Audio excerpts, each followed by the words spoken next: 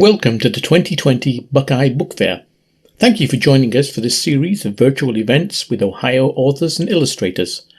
The Buckeye Book Fair provides an annual celebration of literacy through author visits, educational programs for K through 12 students, and events for people of all ages. All of the books featured today and throughout the entire Buckeye Book Fair are available for purchase at buckeyebookfair.org. Should you have any questions for the presenters, please click on the Q&A button and type them in the window that appears, and they'll be answered later in the session. Hello and welcome to the 2020 Buckeye Book Fair Author to Author Modern Ohio panel session. My name is Russell Cross, one of the board members for the book fair, and my role tonight is to introduce our panelists.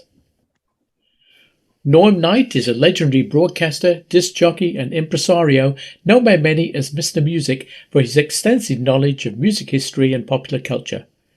In his latest book, The House That Rock Built, he tells the behind-the-scenes story of how the Rock Hall came to Cleveland through a fascinating insider's view of the people who were instrumental in making this dream a reality. As a Cleveland TV news anchor for almost 50 years, specializing in investigative reporting, Paul Orlowski has witnessed historic events, horrific crimes, bizarre behavior, heartwarming deeds, and sometimes just hilarious, silly stuff. His new book is entitled Punched, Kicked, Spat On, and Sometimes Thanked, Memoirs of a Cleveland TV News Reporter, and in it he shares behind-the-camera stories about what he saw that viewers didn't, and even the threats from crooked politicians, shady business owners, and even law enforcement. Mike Olszewski is a veteran Cleveland radio and television personality and the curator and archivist for the Ohio Broadcast Archive and Museum. His wife, Janice, is a photographer with a background in travel and tourism. Together they have created From Captain Penny to Superhost, a nostalgic tour through the golden age of children's television in the 50s, 60s and 70s.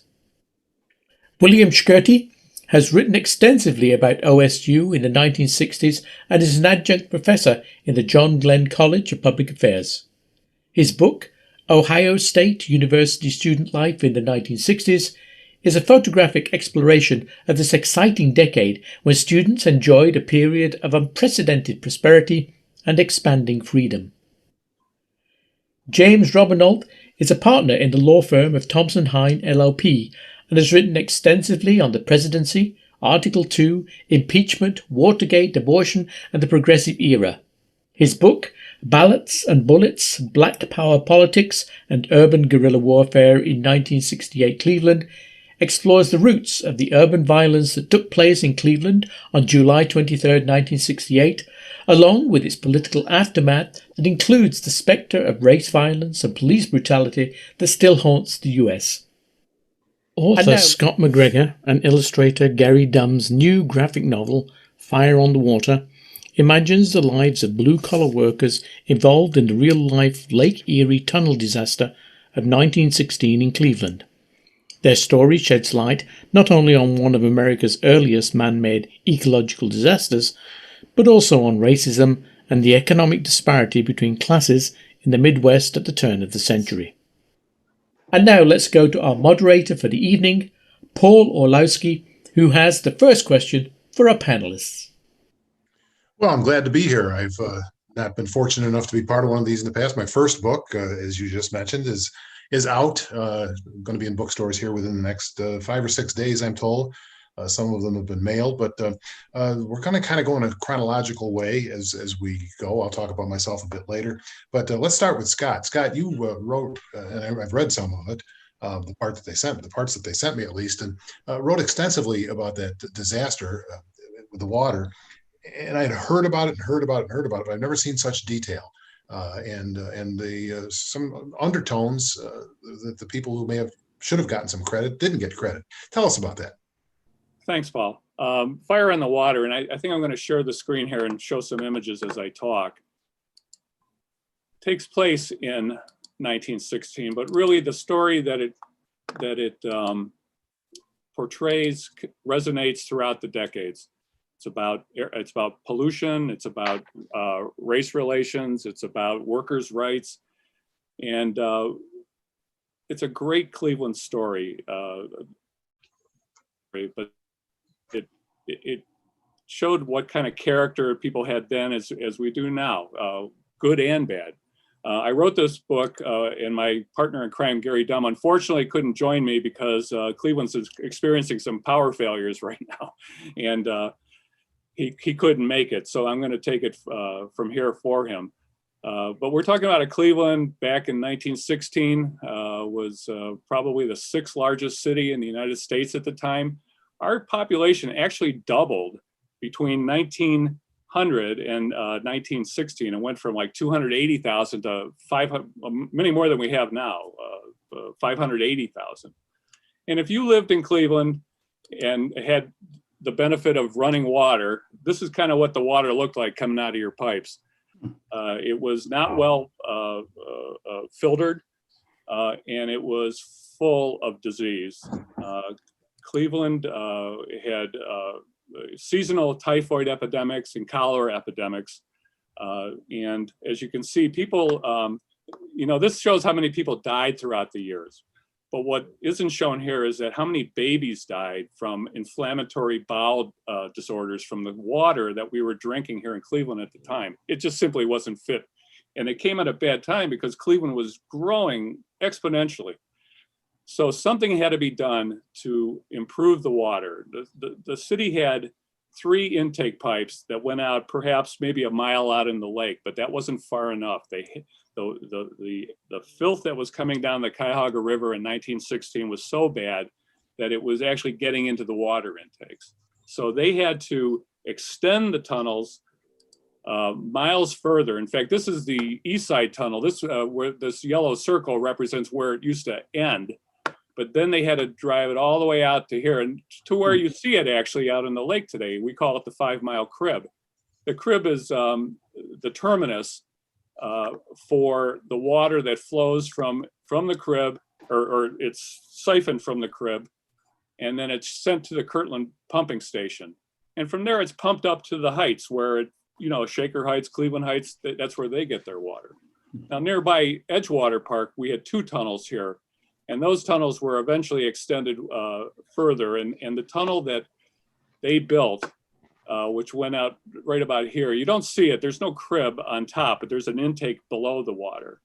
Was the building of it was where Garrett Morgan, a famous Cleveland African-American inventor, his story came to play because he was called out to the crib in the middle of the night to save workers who were trapped underneath the lake. Perhaps over, 20 people died in that particular accident. And Morgan had invented a device which made it possible to breathe underneath the lake and through the gases that were felling everybody that went down there. And you can see over the years, these are various headlines that I've pasted together, just how dangerous the tunnel works were. This isn't one accident here. This is probably 6 or 7 different accidents over a period of time that happened. And probably building the crib, the 5 Mile Crib, I think something like 40 men died in the building of it. It was something that really captured the attention and the imaginations of Clevelanders at the time. So much that there was a particular person who worked for the waterworks. His name was Gus Van Duzen. He became a local celebrity. He was basically a sandhog, which is what they called the guys that dug the tunnels. And later on, he was always in the paper. He was always, he always had, he was very colorful, and news reporters loved him. But later on, he became kind of a villain in this story. You can see how they extended the tunnels here. The number 3 tunnel is what we call the 5 Mile Crib. And then the 2 tunnels that were once here were then extended out to what they called the number 5 intake. And these 2 tunnels to this day are still supplying Cleveland with water. Well, to make a long story even longer, or shorter actually, we put together a graphic novel that reimagines the lives of not only Garrett Morgan, but the men that dug the tunnels and in their own lives, many of them being immigrants, which is another story, another aspect of this story, which resonates today, you know, between the prejudice and the pollution and the treatment of immigrants. Fire in the Water might be a 100-year-old story, but it's a story that you can relate to the here in 2020. Basically, when the men went down, they were confronted with fire and gas, and many of them suffocated, died, drowned if there were cave-ins. The night of a very bad accident, a man named Garrett Morgan was called out to use his device, his smoke helmet or a safety helmet, the Morgan safety helmet. And this was a device that he couldn't sell himself because he was black. He had to hire white people to pretend they were him in order to attract customers to buy his helmet. Well, when they called him out on the lake, actually him and his brother that night, he went down and he was able to save lives. The first guy he pulled out was Gus Van Duzen, the fellow I just showed you. Van Duzen had crawled to he was trapped on there. Everybody that went with him died, but he was able to crawl to a air vent the location of which he knew about. And he was the only one of his party that survived. In all, we probably maybe 60, 70 people died building these tunnels. I don't want to talk too long because we have a big panel here, but essentially, once Morgan came back after his heroics, the mayor of Cleveland, Mayor Harry L. Davis, completely wrote him out of the story for no other reason than the fact that he was black. And then all a group of white men that participated in the rescues were all awarded Carnegie medals, whereas Morgan wasn't even deposed and he wasn't allowed to participate in the inquest. And he spent the rest of his life trying to gain recognition for his actions. And actually, he finally succeeded. They named the West Side filtration plant after him, the Garrett Morgan filtration plant. And but it came 20 years after he died. Scott, I'd always heard. Oh, I'm sorry. Go ahead. No, go ahead, Paul. I've always heard that the 5 mile crib is only 4 miles out. Is that true? It's 5 miles. It's 26,000 feet, I believe. Okay. So I think I think they extended it from like 3,000 feet, roughly a mile. Actually, it wasn't a mile. It's 5 miles. I don't know, as the crow flies. It's 5 miles. It's 5 miles from the plant. From the plant, right? Yes. Okay.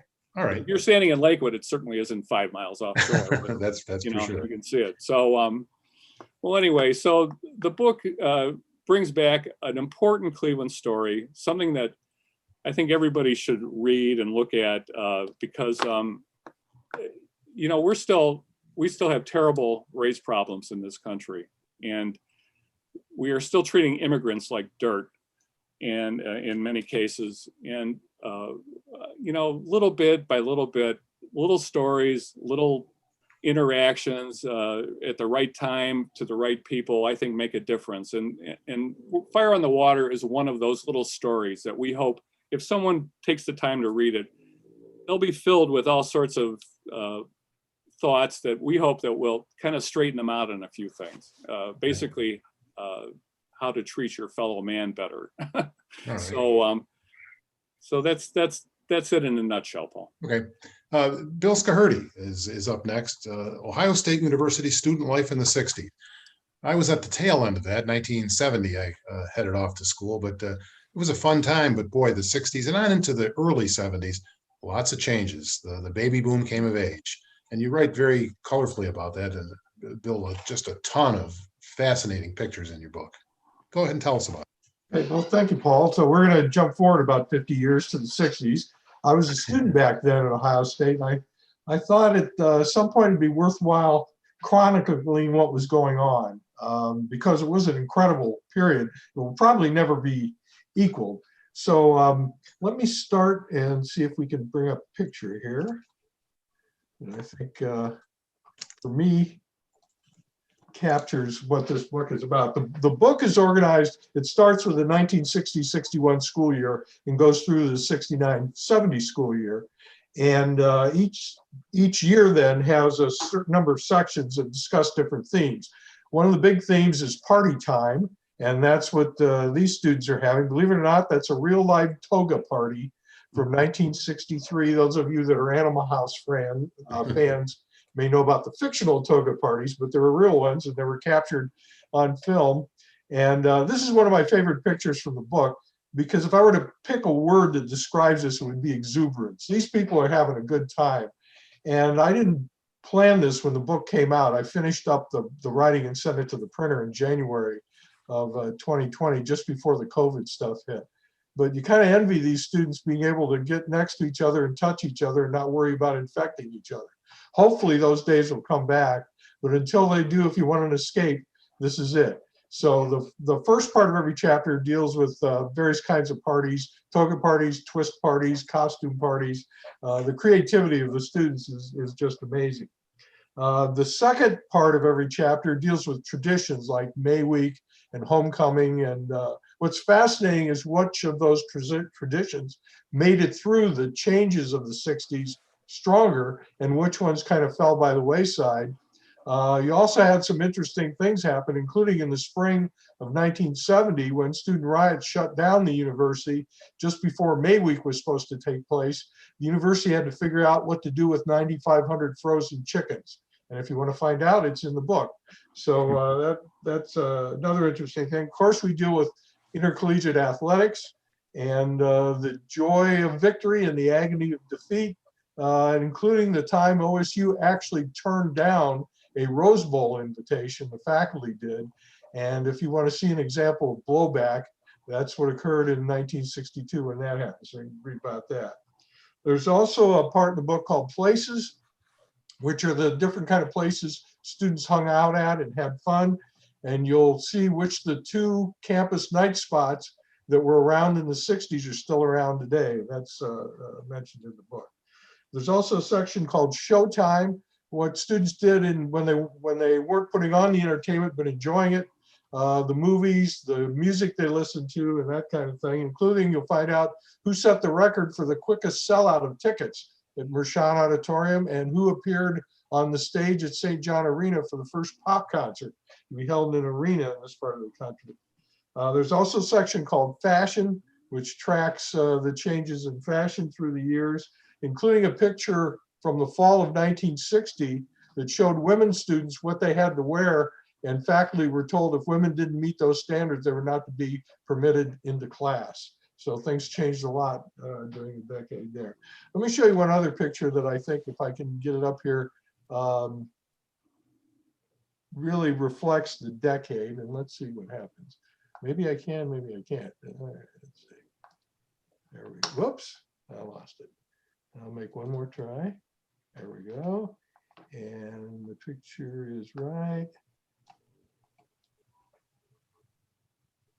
Right. That's great. I thought it was right in front of me. All right, if not, I will leave it and do another one. Well, let me give you an example. I like this one. There's a rule that this picture is breaking, and that rule is called 4 on the floor. There was a time when if you had a woman visitor in a residence hall, you were not allowed, you had to have at least 4 feet on the floor. If not, you got in trouble. Well, by the late 60s, the rule was still there, but it wasn't enforced. So this is a picture taken in a residence hall. I think it's probably Stradley from the looks of things. And the couple on top obviously doesn't have 4 on the floor, but nobody seemed to mind.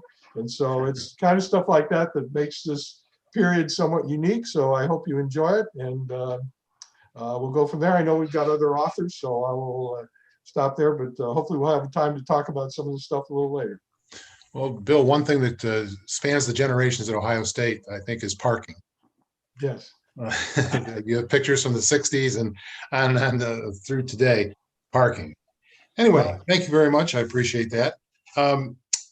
Ballads and Bullets, Jim Robenalt, serious stuff and really eye-opening as to what went on, and then such parallels to today.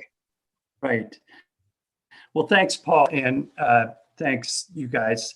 Let me tell you a little bit about this book that I wrote that came out in 2018. It is called Ballots and Bullets, Black Power Politics and Urban Guerrilla Warfare in 1968 Cleveland. This photograph is of Mayor Stokes, and this is in the summer of 1968. This is 3 days before the bloodiest day in Cleveland history. There's a shootout on July 23rd, 1968 between Black nationalists and police. This photograph will be effectively the end of Stokes' leadership. He had come to office in November of 1967, about 8 months before this was taken, to great promise. He was on the cover of Time, Newsweek, and he was considered, a real breakthrough. He was the first African-American mayor of a major U.S. city. At the time, Cleveland was still the 8th largest city in the country. And so there was a ton of promise. But this is Stokes 8 months later walking through Huff to commemorate the Huff Rebellion. And if you look closely, the nationalists on each side of him have rifles on their shoulders. There was a shootout 3 days later. Police used this photograph to put up in police precincts to say that he had really double-crossed the police and he was responsible for this. It was really the end of the promise of Carl Stokes. So I wondered why we were still here 50 years later with the shootings in Dallas in 2016. So some of our citizens in Cleveland believe that the Black nationalists that day were martyrs. They have a commemoration ceremony and they show their pictures. You see, they call them martyrs. Other citizens see these 3 policemen who shot dead at the scene as heroes and martyrs. The problem for the police that day is that 2 of these policemen on each end had 0.20 and 0.25 blood alcohol levels, meaning they had ingested 12 to 14 beers or 12 shots prior to 8:30 at night. They came on at 3 o'clock that afternoon. They didn't expect to be killed that night. They were that inebriated by the time you get to 8:30. So there was a rampant problem of police abuse, police drinking, going into these areas with agendas and weapons. I wrote this book because the woman all the way to the left in the red is Diane Muse, who is a secretary of my law firm in Cleveland. Her father was one of the first responders in the middle. He raised his daughters because part of his leg was shot off in this thing. So he was a victim, a first responder. There was an original book written a year after the shootout, this called Shootout in Cleveland, with a guy named Jerome Corsi. And those of you know the Roger Stone saga know his name. We don't have time to go into that, but he wrote that book. And then as I'm reading that book in July of 2016, on July 5th, Alton Sterling is killed in Baton Rouge, and then Philando Castile is killed in Minnesota. And in response to that, a Black nationalist goes to Dallas and shoots as many white policemen as he can. It's revenge for those killings. And this is the guy who did it. He was a veteran of the Afghanistan war, but he became radicalized.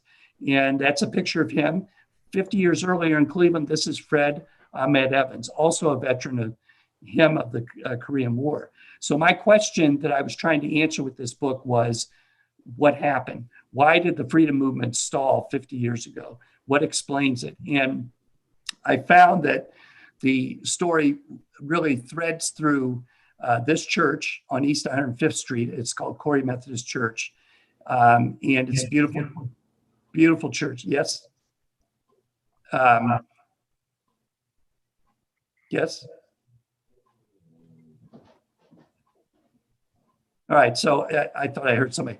If you notice that cross, this is Martin Luther King at the end of the Birmingham campaign, out of Birmingham jail, where he wrote his very famous letter from Birmingham jail. He came to Cleveland because Cleveland was considered Alabama North. Most of the migrants for African Americans came from Alabama here. And so he was raising bail money for the people who had been put in jail by Bull Connors.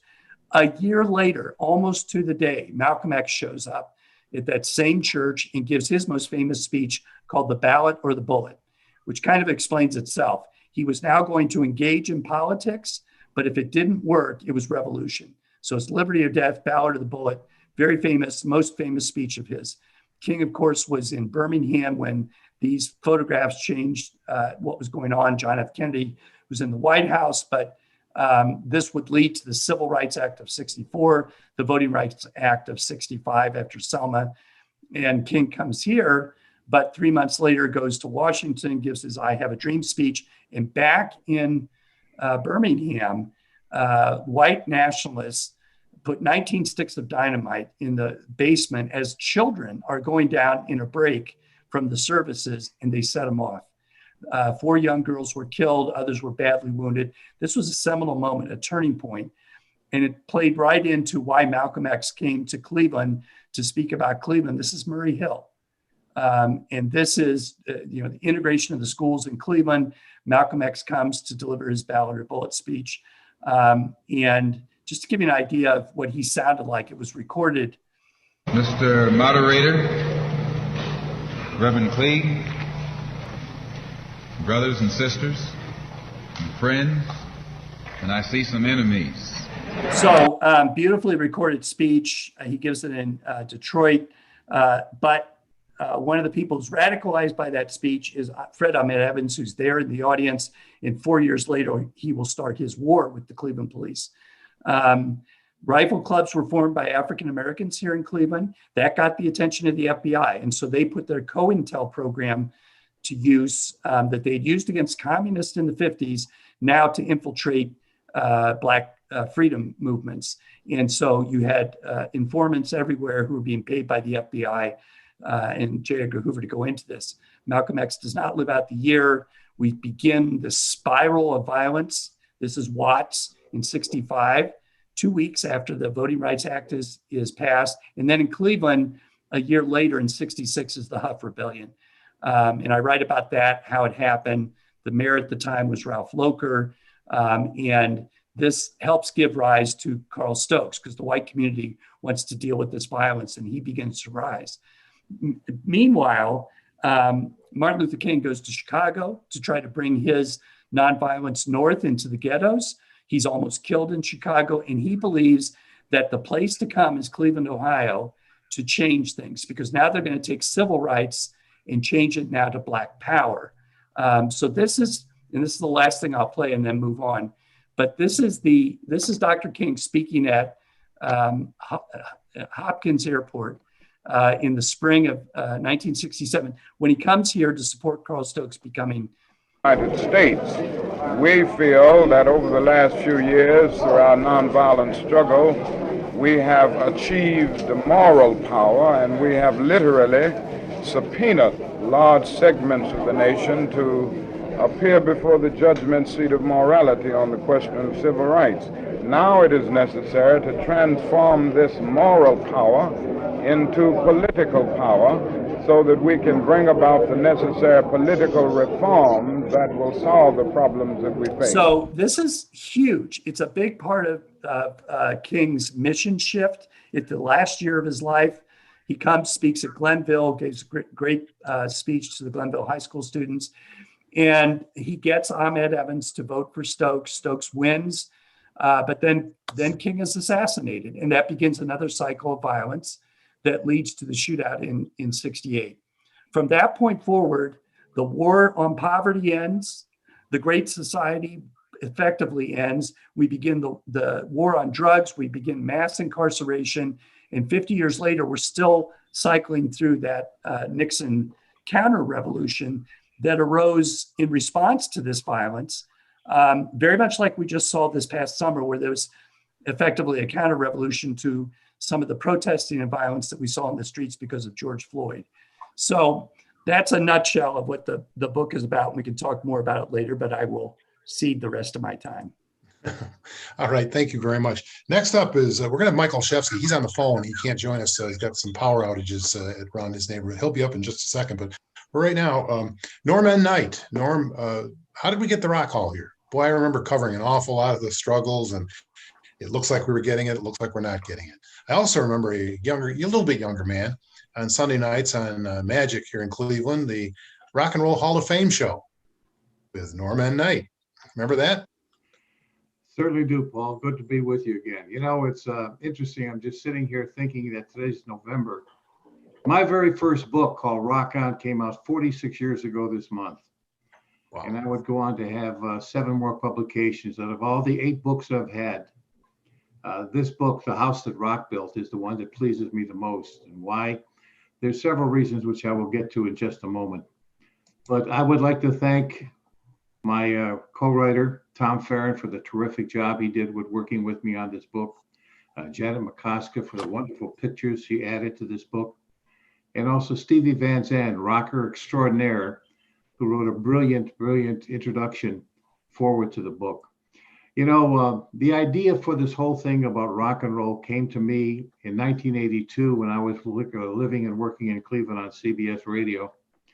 And I had discussions with so many people in New York at that particular time about doing a Rock and Roll Hall of Fame. And the reason being is because when I first arrived in New York in March of 1973, through the years, many of the performers I had on my show that I talked to, whether it was Dion or whether it was Hank Ballard or whether it was some of the other Tony Williams of the Platters, the Teenagers, Flamingos, all these people, they all talked about how great Cleveland was for their career, and Alan Freed, and how it was a wonderful market and they loved that town. And I kept thinking, you know, that's kind of interesting that they feel this way about Cleveland. And then at that particular time in the spring of 1982, I was talking to Hank LeConte, the late Hank LeConte that owned the Agora nightclubs. And he had some great vision about having a Rock and Roll Hall of Fame in Cleveland. And he wanted to put it at the Masonic Temple on Euclid Avenue. He thought it'd be a great place. And then I talked to Dick Clark, America's oldest teenager, who wrote the introduction for my first book, Rock On. And Dick became very interested in working with myself and Hank LeConte about doing something. And then it kind of like galvanized in December of 1982 when I came home for Cleveland, and at the Agora, there was a concert going on and Steve Van Zandt was in town. And he kind of echoed our opinion about what should happen with Cleveland and the Rock and Roll Hall of Fame. And we all thought, as 1983 began, that we were on our way to being able to do something, but everybody got busy in their own way and things kind of fell by the wayside. Now, going back to January 22nd, 1968, I was in Philadelphia doing the Mike Douglas show. He had a last national show called on TV, Westinghouse produced it. And I was on the show with Bobby Darin was the co-host, and I was on the show with Leslie Gore, the singer that gave us It's My Party and Judy's Turn to Cry and You Don't Own Me. And we were friends for a lot of years when I came to New York. I had her on my show many times. And on August 2nd of 1983, she phoned me and said they're having a meeting. They'd like me to attend about building a Rock and Roll Hall of Fame. And I was all for that. And I went to that meeting on August 10th of 1983. And there were some interesting people there. The people like Billboard magazine, Radio City Music Hall, some recording artists and everything. And I thought that, well, maybe this might be something that would work. We went to a couple more meetings, and then I thought, you know, I really don't feel this is going to happen because these people, with all due respect for lightweights, nothing can happen. But then in the fall of 1983, legendary impresario in the music business, Ahmet Ertegun, came on board. And with him, he brought so many key people like Seymour Stein, the president of Sire Records, and Jan Wenner, the editor, publisher of Rolling Stone magazine, and Walter Yetnikoff, Mo Austin, Clive Davis, John Hammond, Robert Stigwood. All these were major players. And I said, you know what? These people, I think, can make this thing happen. And this thing kind of like rolled along. In 1985, Hank LeConte back here in Cleveland, he was talking to a lot of people. They wanted to build a Rock and Roll Hall of Fame. And he said that I was working in New York with people who were talking about the Hall of Fame. So he phoned me. I flew to Cleveland in May of 1985, and I met with Hank LeConte and also Mike Benz and Jules Belkin and Bill Smith and of WMMS, Bill Bryant, a lot of people. And they had a discussion. They said, we'd like to be able to have the Hall of Fame in Cleveland. Could you present this to your people in New York? I said, well, I'll try. And I went to New York, went back to New York. I phoned up Ahmet Ertegun. I went to his office. And I said, Amit, would you consider Cleveland as a site for the Rock and Roll Hall of Fame? And he said, absolutely not. Mayor Koch has promised us the brownstone on 42nd Street, and that's where it will be. And if I had gotten up and shook his hand and thanked him for his time and walked out the door, there's where your Rock and Roll Hall of Fame would be. But I thought, this is not the way to go. I said, let's consider the fact that Cleveland's a neutral city. It's between Chicago, Detroit, Pittsburgh, New York. There's a lot of room for development. Alan Freed, I must have hit the right button because he said, we're having our next meeting on July 18th. And if you want to bring a group of people to New York to present your case, you can do so. I called up Mike Benz back in Cleveland. I said, I got your foot in the door. He said, but we don't know any of these people. You got to work with us. So I flew back every single week and prompted them, and they wanted to put together a presentation, which they did. And July 18th, they all flew to New York to make their presentation. And Ahmet Erdogan was so impressed that he stood up and he applauded. And everybody looked around the room and they said, I guess we're going to Cleveland. And when that happened, all the other cities like Chicago, Memphis, New Orleans, San Francisco, they all thought, hey, if they're considering something other than New York, why don't we get involved? And the thing that sold it for Cleveland is two things. Money, because people like Pat Sweeney, Mary Rose Okar, all the other people that got involved worked diligently to be able to raise the capital needed. And also the fans of Northeastern Ohio that worked so hard. They went and signed a petition, 660,000 names to get the Hall of Fame. In January of '86, they did a petition. They did a thing with USA Today, a phone poll that knocked out all the other cities that were concerned about being able to have a Cleveland had 110,000 phone calls, and Memphis was next with 7,268. So it gives you an idea how enthusiastic Cleveland was to get the Hall of Fame. And it all culminated for me on May 5th of 1968, when on a Monday afternoon, Ahmet Erdogan announced to the world that we're going to build a Rock and Roll Hall of Fame. And then we thought that was it, but it took a lot of years and a lot of hard work. Now, through this time, I was in all these meetings and I kept copious notes.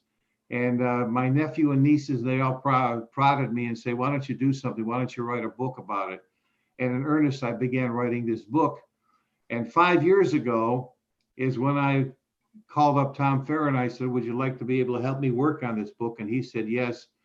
And it took us 5 years to be able to get the Rock and Roll Hall of Fame book out. And I'm very, very proud of it. And there's 4 reasons why I'm very, very proud of this book, more so than any other thing I've ever done. Reason number one is I want to be able to draw attention to the late Leslie Gore, because if it had not been for her making that phone call to me in the summer of 1983 or 82, this would never have happened. It was August 2nd, 1983 is when she called me. So every time a disc jockey plays a record by her, I'd like them to give her a little recognition to her to say, hey, this is the lady that made it possible to contact me to make it possible the Rock and Roll Hall of Fame here in Cleveland, Ohio. Number two, I want to pull back the curtain to be able to tell people, to show all the people from New York and Cleveland that worked so hard in being able to make this Rock and Roll Hall of Fame a reality, because they really did work hard on both ends. And unfortunately, we're losing a lot of the people here in Cleveland that were Robert Broadbent, Mayor Voinovich, Pat Sweeney, Jim Henke, so many, Mike Belkin, so many people that were involved with this project. We're losing them. And so you want to draw and give recognition to all these people that made this Hall of Fame a reality. Thirdly, the Northeastern Ohio fans, the 110,000 phone calls that were made, the 660,000 petitions that were signed. This is a homage to the fans of Northern Ohio to say that you earned it, you did it, and we have now a signature building in the Cleveland, Ohio, like the Space Needle in Seattle or the Eiffel Tower in Paris or the Statue of Liberty in New York. The Rock and Roll Hall of Fame has become a signature to the city of Cleveland because of I.M. Pei's wonderful design. And lastly, but most importantly, the Hall of Fame cost roughly $92 million. However, think about this, 199 million annual economic impact in Northeastern Ohio, 12 million visitors, 80% coming from out of town, $2 billion generated for Cleveland, Cuyahoga County economy. There were 570,000 visitors alone in 2018. $127 million annually spent by Rock and Roll Hall of Fame visitors, 1,800 jobs created, 59.9 million in wages generated, and 36.5 million economic impact on induction ceremonies. Think about that, what this Rock and Roll Hall of Fame has done for Northern Ohio. So when you have a book that tells this story and tells the people and pays homage to all the people involved, that's why I'm so proud of The House That Rock Built by Kent State University Press. And I'm really, really excited. And it's going to be a fascinating read for anyone and the people who have read it already. The reviews are just unbelievable. I've gotten more calls. I've done more interviews and more of these Zoom things in these past 2 months than you could imagine. And there's a lot yet to happen. So I'm very, very proud to be able to let the people know about this book of mine. Norm, thank you very much. And now, Mike Olszewski, it looks like the power is back on at your house. Appears so. Yes, Mother Nature. Yes. Mike wrote this. This is From Captain Penny to Superhost. You know, Mike, you've written a lot of books, and I've read them all. I told the other panelists before we went on that you mentioned me in one of your books. Of course, chapter's called Not Making Many Friends, but that's another story.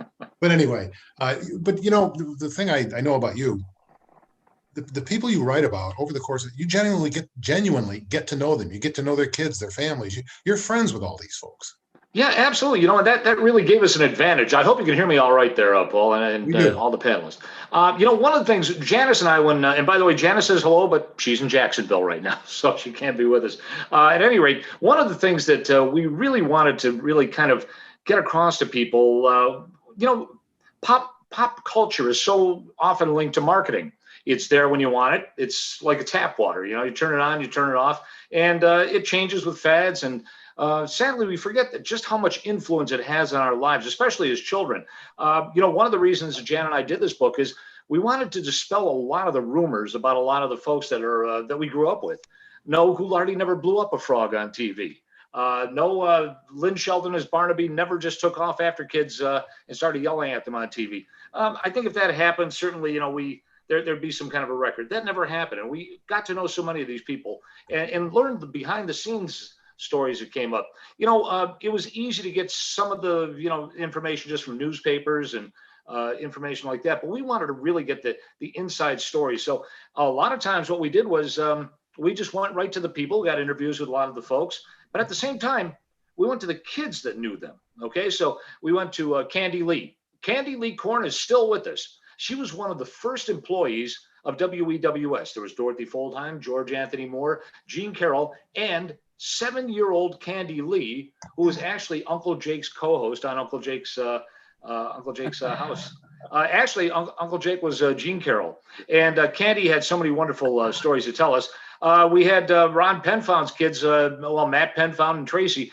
And they told us, he really was Captain Penny in real life. Now, they did tell us some surprising stories about him, but you'll have to read those in the book, I guess. Superhost. Who tells the Superhost story better than Marty Sullivan?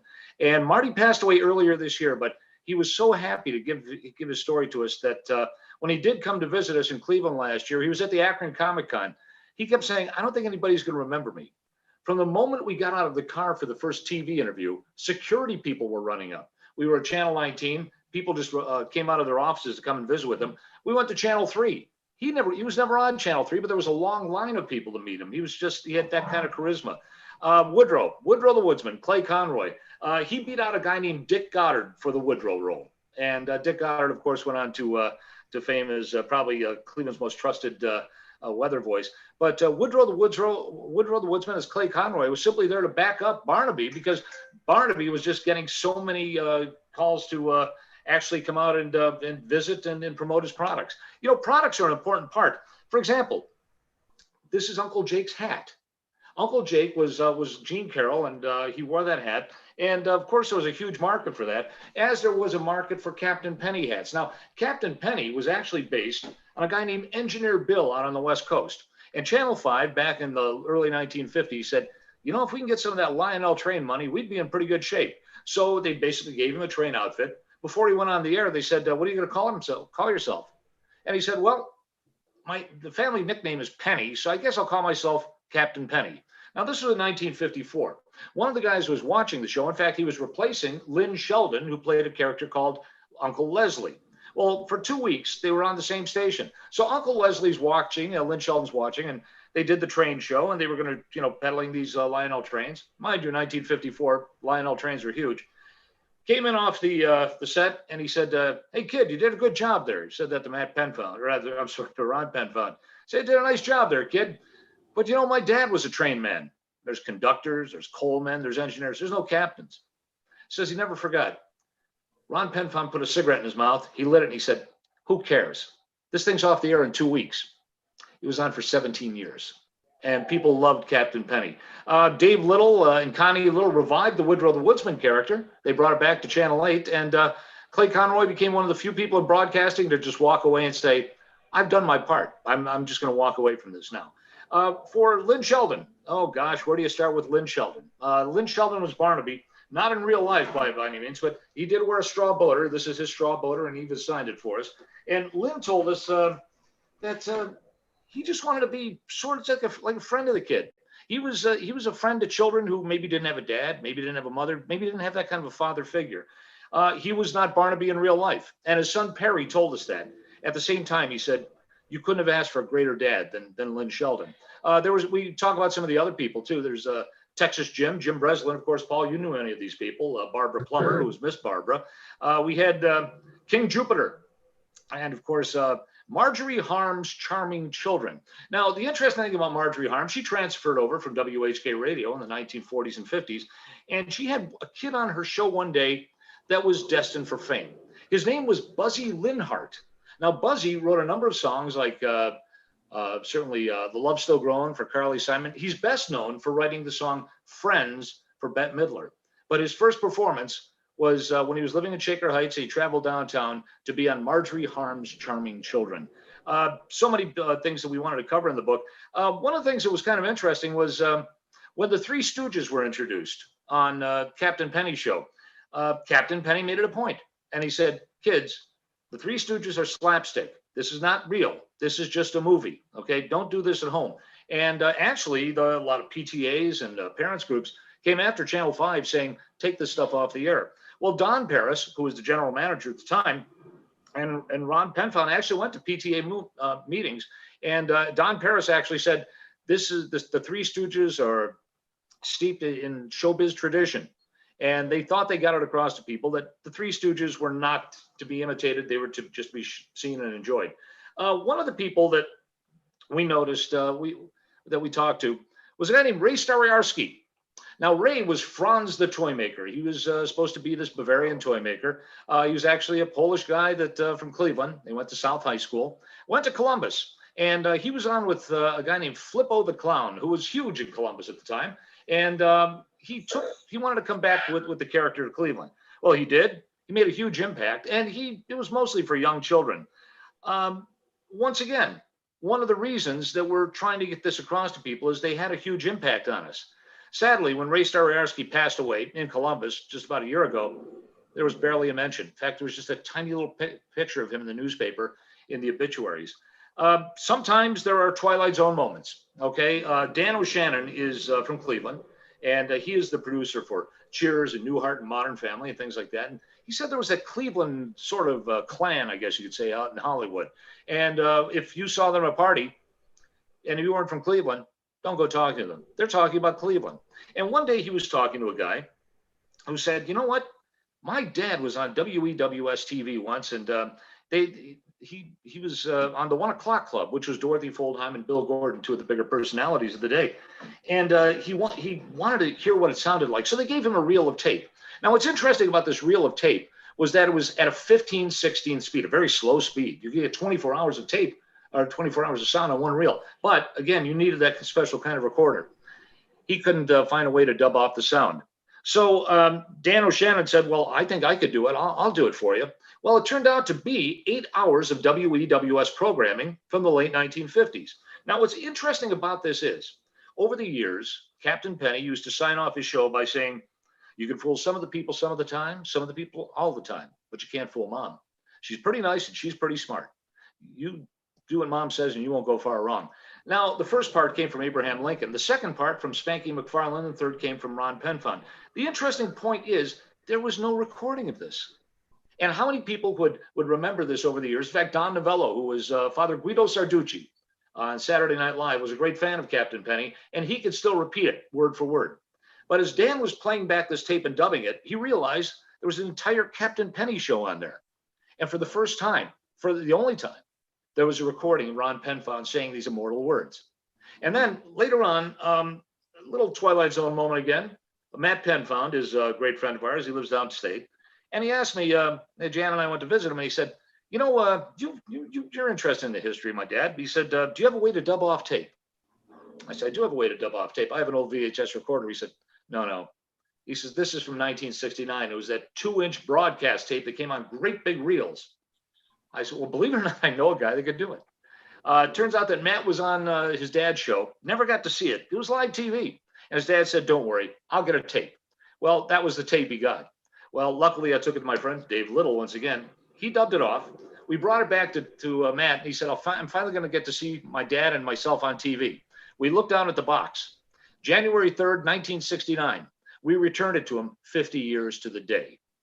One other thing about Captain Penny, and then I'll let some of the other folks speak. I'm rambling at this point, but I love the topic. Bob Seeley is a guy that you know, Paul, at WWS. Yes. And Bob retired, and he was working with Captain Penny for many years. And when he left, Captain Penny, Ron Penfond said, here's my engineer's outfit. That was in 1971. So Bob happened to say, you know, I think it's time this went to somebody else. It's just sitting around my house. Got hold of Bob, got hold of the Penfond family, and almost 50 years later, it was returned to the Penfond family. So we write about it in a magazine called Northeast Ohio Boomer and Beyond. It's free, so you can pick up several copies and send them to your friends. But that's basically what our book here from Captain Penny the Superhost is about. It's about Cleveland's kid show hosts, the influence they have and they continue to have on us. And I'll just pass that back to you. Okay, Mike, you broke up twice. Who wrote Friends, and what were Captain Penny's? What was his signature for the video? Okay, the signature comment was, you could fool some of the people some of the time, some of the people all the time, but you can't fool Mom. She's pretty nice and she's pretty smart. You do what Mom says and you won't go far wrong. The first part came from Abraham Lincoln. The second part came from Spanky McFarland from the Little Rascals. The third part was from Ron Penfond. And then the person who was on Margery Hart's Charming Children was a guy named Buzzy Linhart. And Buzzy played on Jimi Hendrix albums. He had several songs of his own. And he also wrote a song called You Gotta Have Friends for Bette Midler. But his first performance was on Margery Hart's Charming Children. Thank you. All right. Well, I guess I'll go last. Okay. Anyway, my book is Paul Orlowski, obviously, Punched, Kicked, Spat On, and Sometimes Thanked. The memoirs of a Cleveland TV news reporter. I was on TV and radio for 50 years and 5 months, 40 of them here in Cleveland. And why did I write the book? Well, over the course of my career, at least, I like to tell stories, a lot like Mike and a lot like all of us. That's why we write books, right? And I constantly had somebody would say, you know, you should write a book. You should write a book. I'd hear it over and over again. So maybe a year or two ago, I just started, you know, keeping a couple of notes about this or that, stories that I would tell people. And then late last year, I had been thinking about it for a while. I thought, you know, the business is changing, time to retire, and I wanted a project to do. So that really kind of led into this whole, but what to write about? Well, certainly I write about all of those stories and things that have happened to me. Almost every story I tell has me as the victim, although many of them are very much due to my big mouth. For example, one of the first stories in the book has to do with me being in a downtown Cleveland hotel room with 2 hookers and their pimp. I had the great idea, I thought, to show that the back pages of some of the entertainment magazines that advertise for massages were actually prostitution. So we rented 2 adjoining hotel rooms, and we put some hidden cameras in there. And one of them was my own VHS recorder, and one of them was monitored in the other room by one of the camera guys. We had another camera guy and the station security guard. So I made some phone calls. They said they'd be over. I set up a code word with those guys in the other room. And the code word was, I don't think this is going to work out. because clearly we're not going to violate any law in order to get some news story. So they came to knock at the door not too long later, and the guy said, "You called?" I said, "Yeah, come on in." And the other guys, I thought, were monitoring in the other room. And so I'm going back and forth with him. I have to get him to say that it's prostitution. And then the code word in those days was, "Are you a full service agency?" So we go back price. And when he came in, he said, "It's $160 for one of them or $240 for two of them." So that's another story. But anyway, so he comes in and we're talking, and he said, "What's it going to be?" He's getting frustrated with me because I'm hemming and hawing and trying to get as much possible as I could possible on tape. And what's it going to be? He kept asking. So finally I said, "Are you a full service agency?" And he said, "Yeah, we are." "Now, what's it going to be?" So I said, "Yeah, I don't think this is going to work out. I'm expecting my troops to come running in to save me." Nothing. So what? What do you mean it's not going to work out? "I don't think this is going to work out." He goes, "I don't care if this is not going to work out or not. You owe us $240 for a time, or I'm going to kick your ass." So now I'm getting a little nervous. I had a microphone running down my sleeve. So now in the video, you see me like this. "I don't think this is going to work out." Nothing. So he starts coming at me. So I had only one way out. I said, "Hey, buddy, this is on TV. You're being recorded. I'm a news reporter." One of the girls said, "Yeah, I thought I recognized him." And they take off. Well, then in the video, you see me turning toward the other room. And I look like the third base coach, waving the runner home. "Get in here." So by the time they got in there, they were gone. They were on the elevator and down.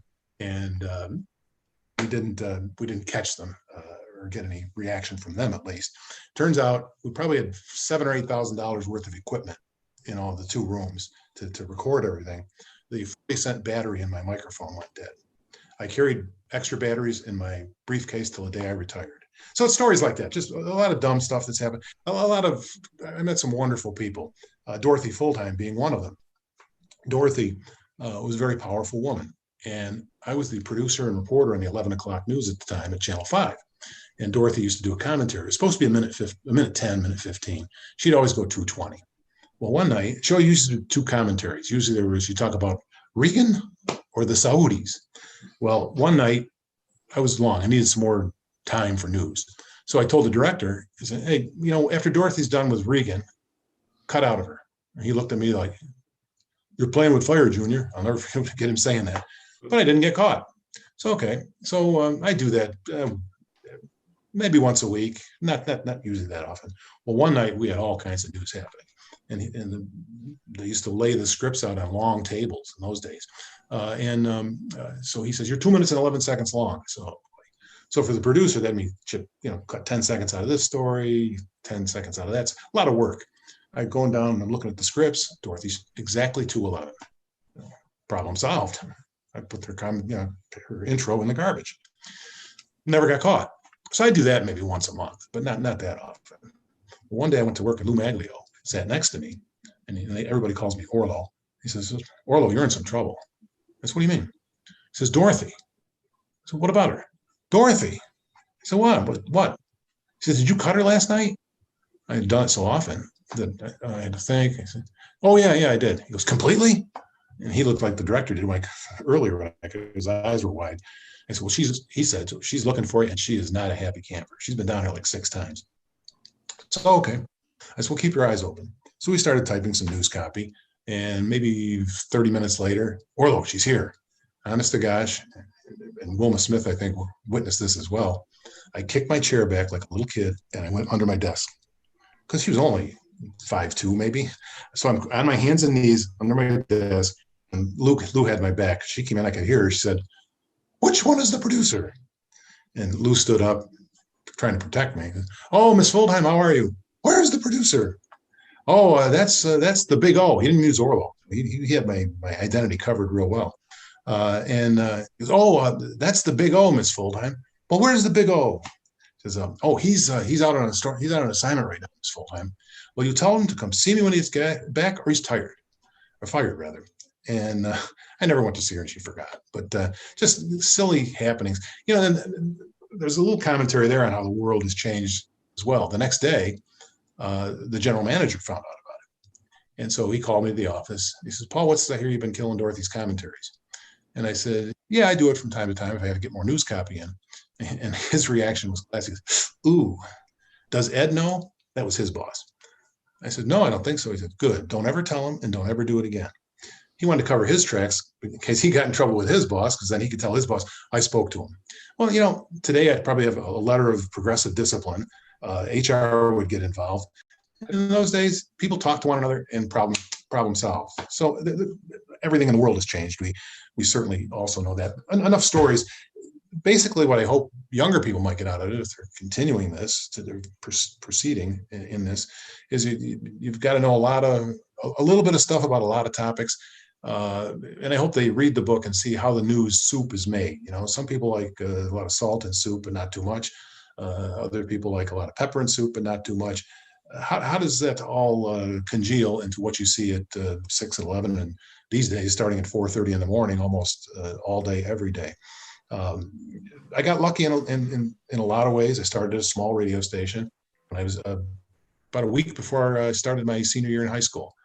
Paid $1.60 an hour, and I thought I was going to be a big disc jockey. Well, I was no good as a disc jockey. The news director, about a year in, came over and said, "Hey, why are you going to college?" I said, "Well, my parents expect it." Well, what are you going to college to be a disc jockey?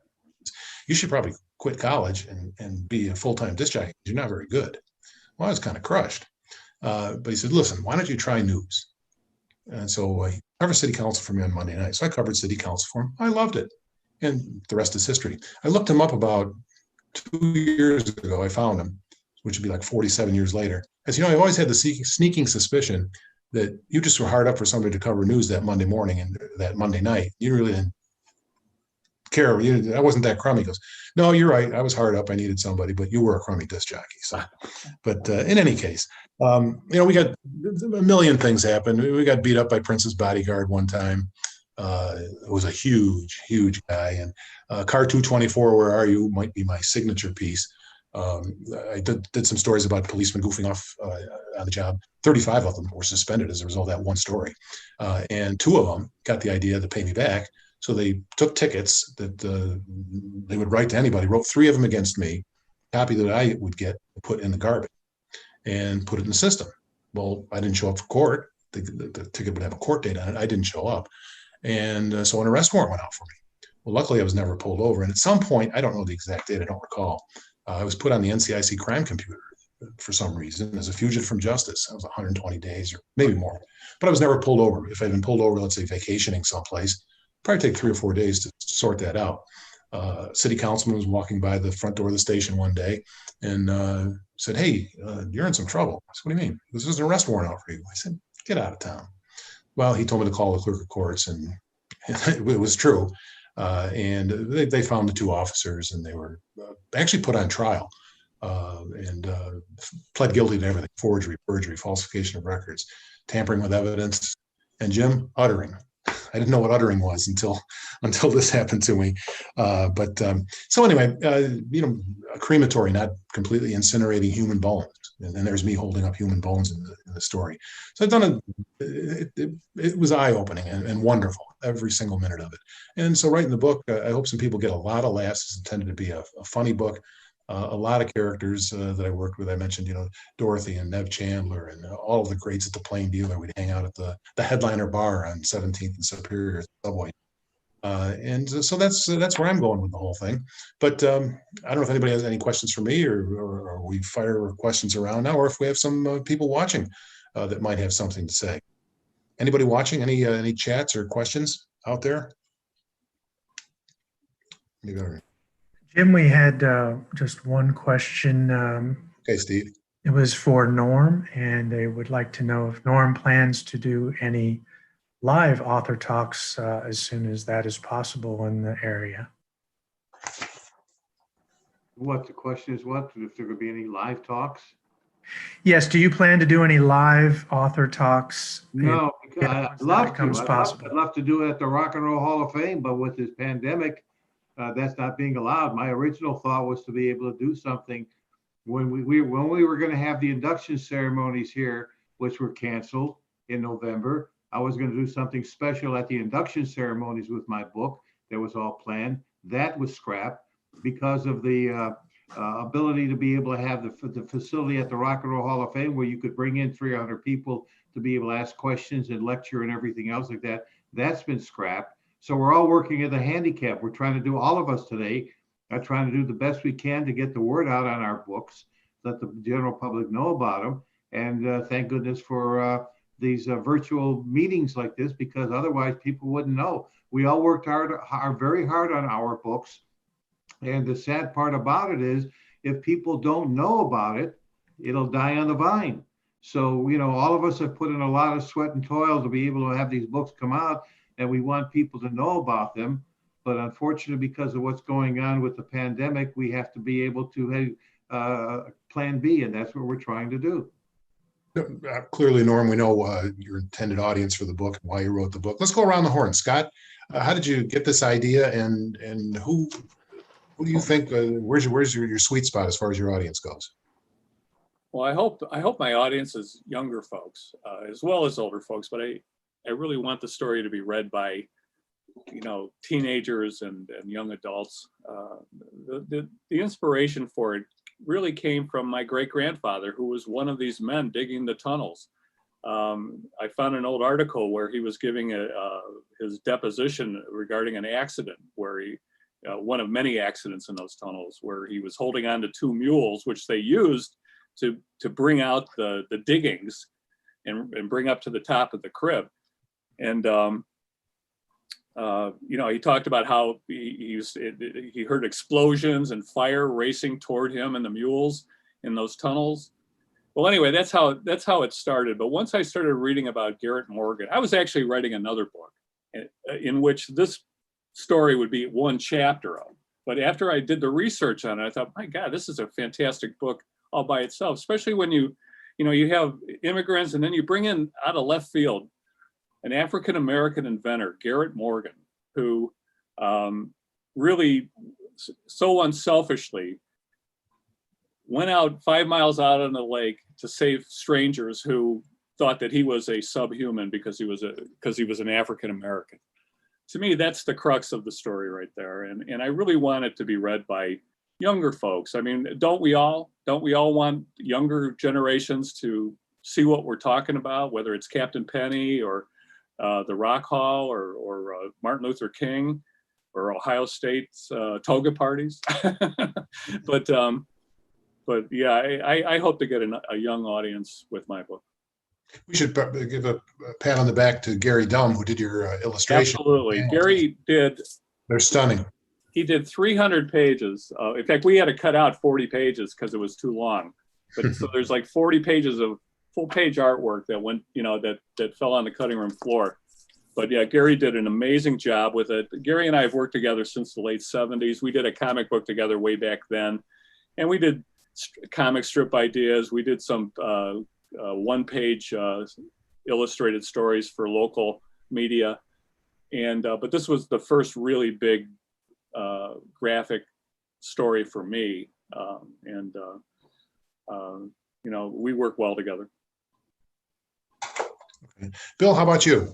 Where's your sweet spot? And obviously it started with people who attended Ohio State at that time, and the first book I wrote was the more serious one on the politics and the protests and stuff.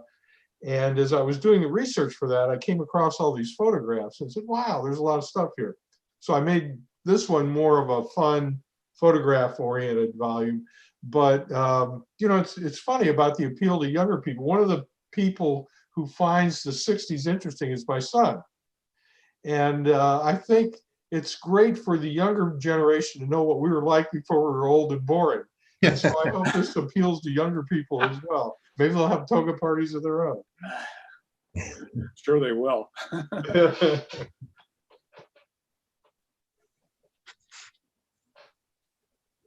Okay, Jim, on to you. Okay, well, two things that I would say. Number one, this book has recently been optioned because I think there's a real interest right now in showing the Black Lives Matter side of things and all the way back to this whole question of Black Revolution in America. So this is something I think that's a national type story. But the one thing I do want people to know about is that when Dr. King was killed in April of 1968, Carl Stokes came up with a program that he called Cleveland Now, which was in honor of King's slogan in the South, "Freedom Now!" exclamation point. And the idea was to raise money for housing, for jobs, for education, for healthcare, especially in Cleveland's ghettos. And within 1 month of coming up with this idea, he had a commitment from the federal government, from local business leaders, to raise $1.2 billion over 10 years to spend in Cleveland's troubled areas. And the problem was that when Ahmed Evans finally had enough after King was assassinated, he used money from Cleveland Now, a summer program, to buy the rifles, the ammunition, to fight with the police. And so that was the end of Cleveland Now, but it really mirrored the overall end of the war on poverty in the United States. And for 50 years, we've not addressed it. And imagine what those areas would look like had $1 billion been spent in 1968 dollars over 10 years for those areas, and how much farther along we would be in so many areas. So this tragedy here in Cleveland mirrors the tragedy in the United States. And at some point, the United States needs to get back to spending this sort of money in our urban areas in particular to revive them and to help people. Mike, you might guess maybe that your folks my age, I'm 68, maybe down to 50 or so, might be interested. But are you getting a lot of younger people that want to know about the past history of television and the golden era, I suppose?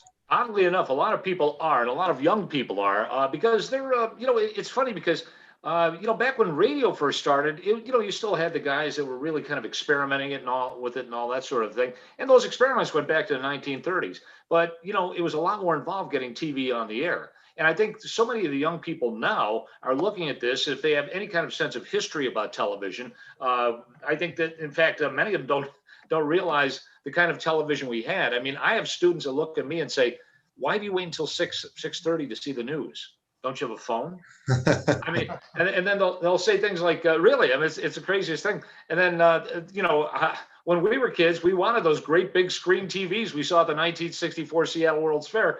And now that we have them, everybody's looking at the stuff on their phone. I think that people are really kind of, I'm surprised at the response I've had. Of course, when I do actually do a lot of our, when Jan and I go out and do our presentations, we do a lot of video.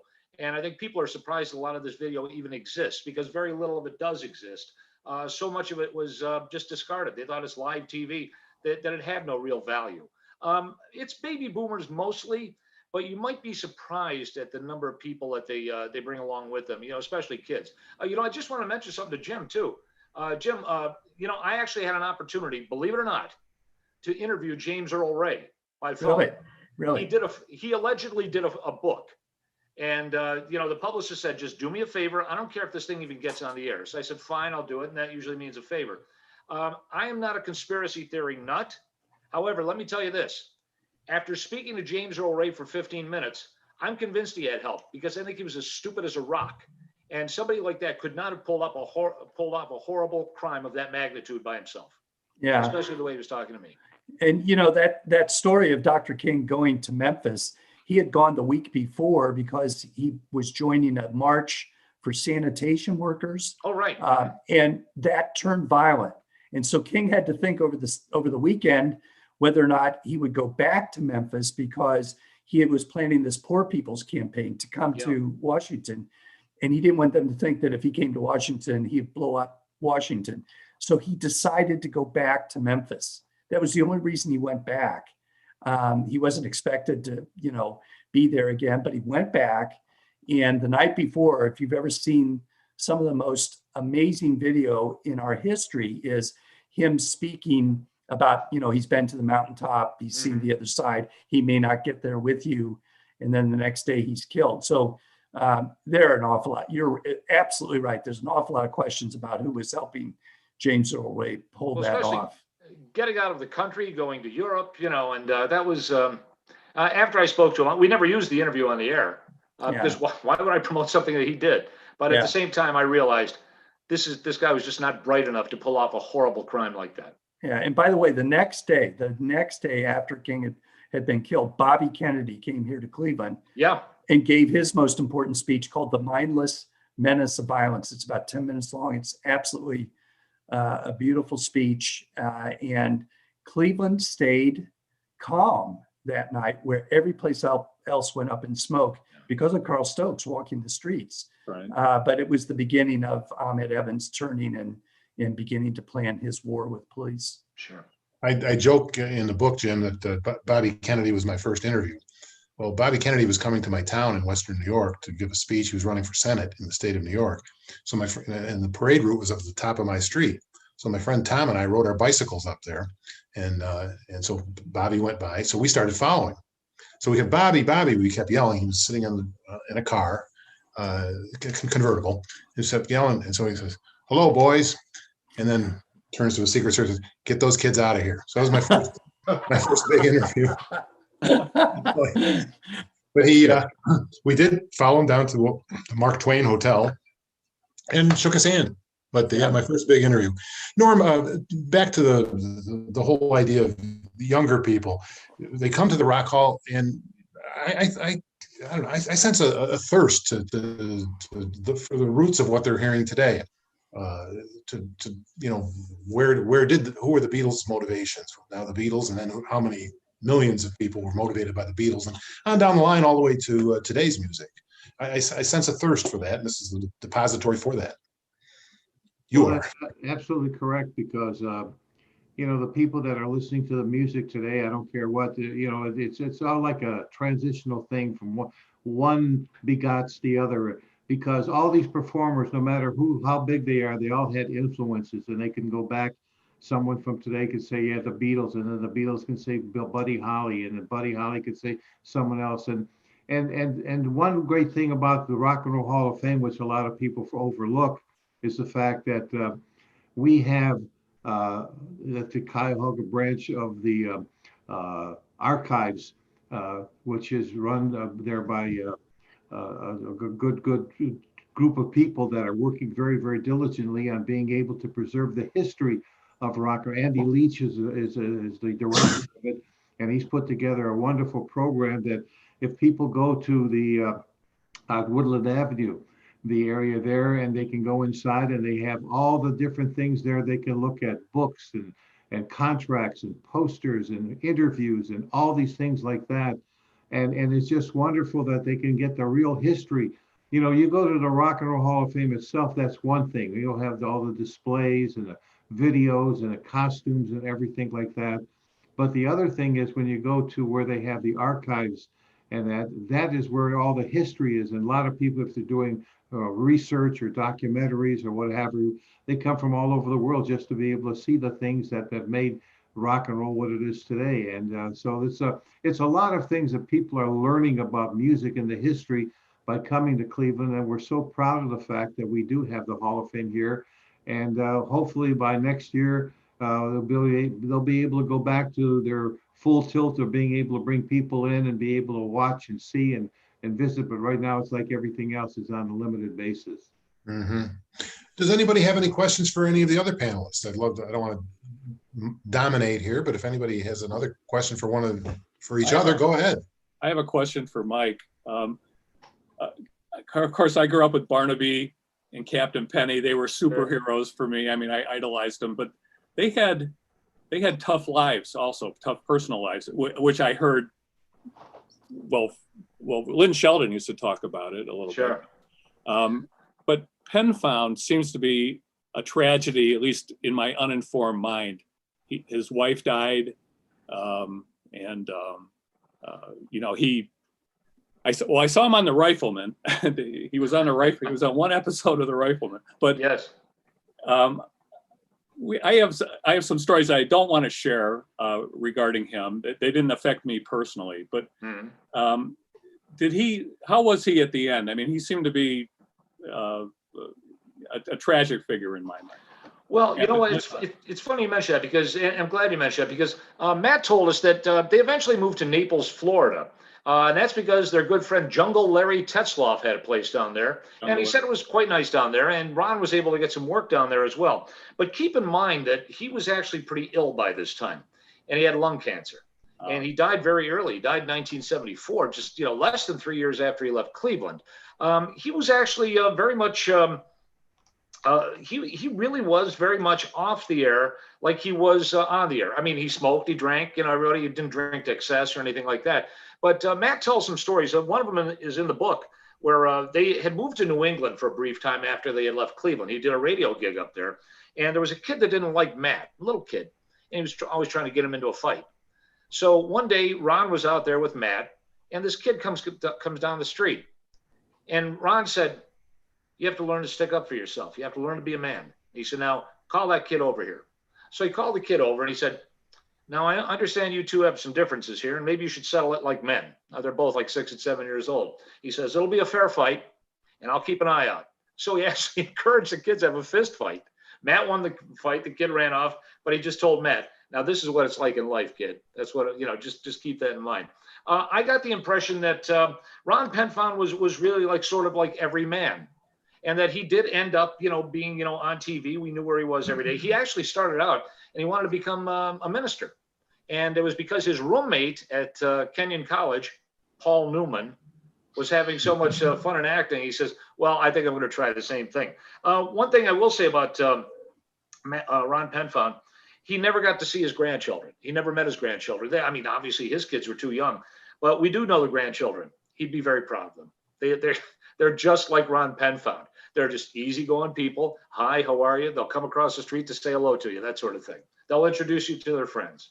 So I think out of all of them, what you saw on TV was probably what you got with Ron Penfound. Okay, Mike, thanks. Something that's woven through a lot of these stories, Norm, I've read, some of your new book, race music being played. A lot of racial tension. I'm interested, Bill, was there a lot of that down at Ohio State in the 60s, late 60s? Oh, yeah. And in fact, in my other book, there's a little bit in the book on student life, but more of it on the other book. And I particularly talk about the aftermath of Martin Luther King assassination. It kind of changed the atmosphere and made it much more contentious. And OSU struggled, it's still struggling to some degree to be representative of the Black community in the state. And it tried to make some changes. It's successful in some ways and not in others. But a lot of people don't realize, they think the big riots that occurred in the spring of 1970 were in reaction to the invasion of Cambodia. In fact, the big protests at OSU started 3 days earlier, before Nixon went on TV. And it was a combination of Black activists and anti-war activists. And I remember one of the strike leaders telling me this protest was more against the university than it was, the war had an effort, but it was really a protest against the university. So it's a real microcosm of the challenges facing American society in this period. Yeah, Bill, there is a great film on Netflix right now on the Chicago 7 trial that is I watched that. Just spectacular, but it really well written and really does bring you to that time and the tensions. Incredible period. Yeah. And I think we were talking before, we talk about how polarized America is right now, and it is, but boy, it was polarized back in the 60s too. For sure. For sure. Steve, I see your name pop up at the bottom. Do you have something from a listener? No, that is it. I think the lack of questions just proves that you guys did a great job of talking about your books and explaining it. And we really appreciate it. We want to thank you for participating in our attendees as well, our Modern Ohio program. And thank you, Paul, especially for being the moderator. We also would like to thank our sponsors for supporting the Buckeye Book Fair and Ohio authors and illustrators. Please visit our website at buckeyebookfair.org to see our other events and buy signed copies of our presenters' books. And thank you very much. Thank you. Thank you. Thank you, everybody. Nice talking to you.